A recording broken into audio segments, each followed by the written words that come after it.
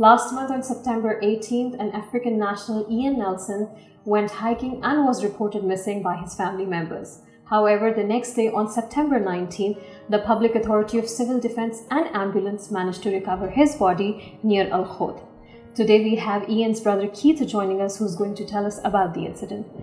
Thank you so much for being here. Right, so since he's been back here, he's taken every opportunity to get into the mountains, walk on the mountains, walk on the beaches, and really has loved it. He has a tremendous, and always through his whole life, he's had a tremendous love for nature. In South Africa, he used to be a game ranger for many years, working on different game parks in South Africa. As kids, his favorite activity was to collect snakes out of the bush, and he used to drag me along with him to go and find snakes and put them into pillow slips, pillowcases, bring them home and hide them from my mother. So his love of nature was really intense. It was very strong, and on that particular day he had opportunity. He was in the Al Khoud area, and he had the opportunity to go. He parked in the Wadi Al Khoud Wadi, the other side of the village, and then he went walking.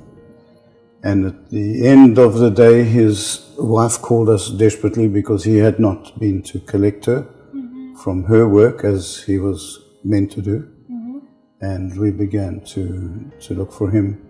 We didn't know where to start. We continued through the afternoon, and eventually through the tracker on the hired car, we were led to where his car was parked. Okay.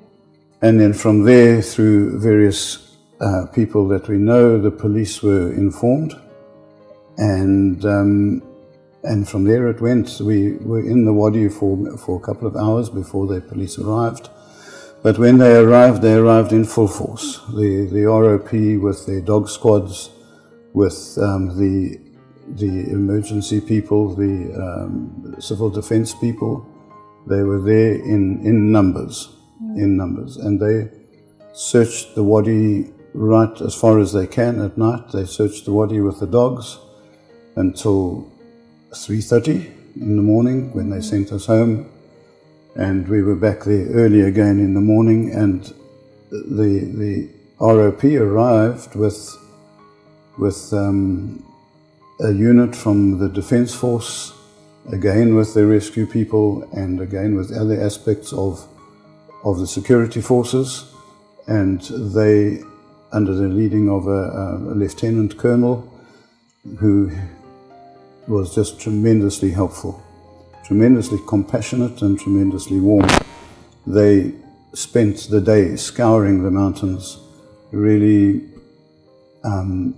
leaving no stone unturned. It was just, the parking area was like a military zone, and I'm not exaggerating. There were vehicles coming and going, dog squads coming and going, and our experience, we were there at that spot all the time, and our experience was one of tremendous compassion, and they really connected with us. They were constantly bringing us water, constantly giving us updates. We never had to go nag them. We never felt like we were in the way. We really were treated very compassionately and warmly. And I, on behalf of Ian's wife, on behalf of my family and his family, we would like to say thank you to them, to the Omani people, to the Omani forces. We were overwhelmed, actually. We could not believe what we were seeing, and believe what kind of treatment we received from them. And so my thank you to the Omani forces in all of their aspects and the different roles. Thank you very much for what you did, and for the way you stood with our family. It is deeply appreciated. And so they searched the mountains for the Ian disappeared on the 18th. They searched the night of the 18th. 19th, they started early in the morning with huge numbers of people. I think at one stage we thought that there were estimated around 250 people in the mountains, with over 50 vehicles in the mountains. And they didn't stop, and that day itself was over 40 degrees, and they just didn't stop, and it was a real testimony. And eventually